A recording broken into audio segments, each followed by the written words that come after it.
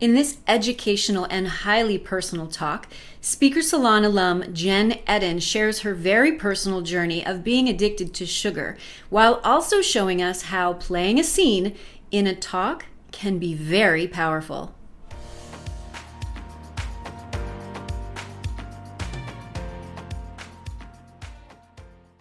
Hey Mom, is that really your sixth piece of raisin bread? That is what actually came out of the mouth of my 6-year-old one night when he saw me toasting up yet another piece of bread. At least it was organic and gluten-free. You see, he wasn't raised to eat bread at night, definitely not at 8:30, and for sure not 6 pieces. He was only pointing out something totally out of the norm in our house. So I had a huge sugar problem growing up, and because of that, I'm just not like other moms. You will never see sweets sitting out on the counter in our house. Do you know the mere sight of sugar can cause you to want to crave it? It is no wonder checkout lines are lined with candy. They know what they're doing. And I know a lot of moms, they will check their kids' temperature to know if they don't feel well. I actually checked my kids' poop. You will be amazed at what it will tell you seriously if you just take the time to look, and there is no thermometer needed. And I know this big thing in the parenting world is timeouts. Right? So your kid does something wrong, so you send them to their room for the number of minutes corresponding to their age. So I have a 5-year-old, she'll be in there 5 minutes. So I'm Italian, right? And I did this, it was so obnoxious one day. And I was like, you know what, kids, I'm so sorry. Mom deserves a timeout. They laughed so hard knowing I'm 43 years old, and I was gonna be in there for a really long time. But the thing is, in that moment, it was a teaching moment for me because I realized, what would I actually be learning sitting in my room that long? I would be bored and I wouldn't be learning a friggin' thing. So we don't do timeouts. In our house, timeouts look like staying exactly where you are and figuring out what you just did. See, I have 3 kids, so it goes like this. Did you see the look on your sister's face when you said it that way? And if you don't share with your brother, how do you expect him to share next time? And I notice when I don't take care of my son, Luke, and I keep saying, just 1 more minute, Luke, 1 more text, he immediately will pick on his sisters, and he doesn't even know he's doing it. It is incredible to watch. So my kids are being whiny or naggy. That is my cue to tune in. And did you know that same exact principle, it actually can be applied to in business? You see, tuning in creates opportunity, it creates connection, and it creates impact. And if things aren't going your way, you can ask yourself, hey, what did I do to create this? How can I shift my thoughts and behavior to have a more desired outcome now? And how can I show up differently in the future to get what I want later? Tuning in makes you more present with people. It makes you more conscious of your energy and your body language and what it's conveying. And it sets you up so your words have more impact with potential clients and colleagues.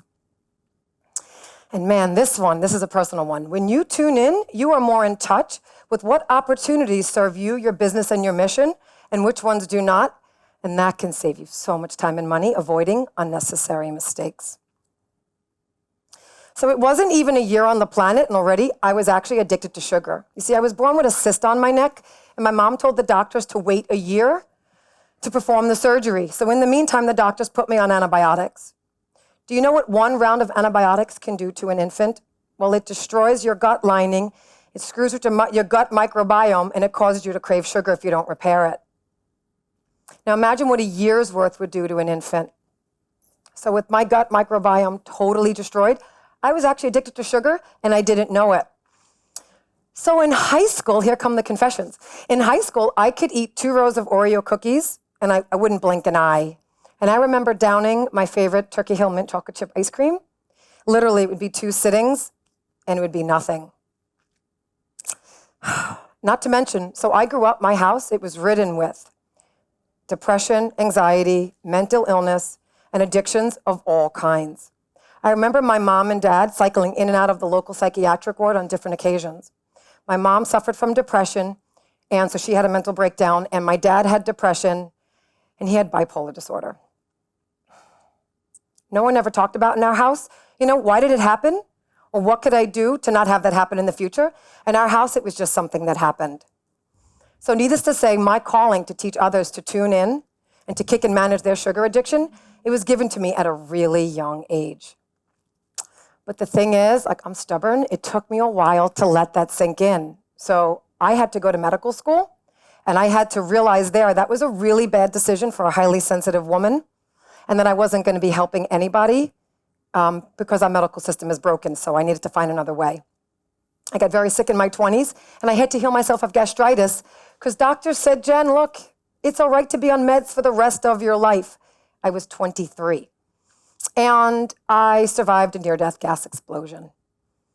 And yeah, I said gas explosion. I remember the day like it was yesterday. I was 4 months married. I was coming back from a business trip, and my house was filled with gas. So I ran into the house to try and save my 2 cats. And when I did that, the house exploded, and I was in it. The back door blew off its hinges, and I was hit with the door, and I was left with 35 stitches, scars, and a black eye. I know I don't look at life through the same lens as most. I can't imagine how I could. On that day, I lost everything I owned, with the exception of my husband, 1 cat, and our blue Jeep Wrangler. So I stand on stages so you too know that it's possible to be bigger than your addictions, so that your circumstances don't have to define you, and that you too can be your own success story. I would love to invite you the next time you feel the urge to tune out, to please consider tuning in. Thank you.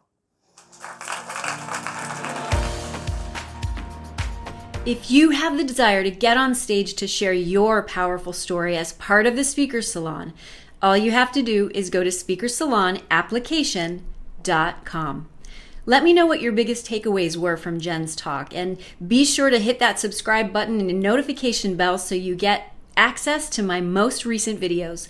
I am so happy you're here and will always respond to your comments. Big love.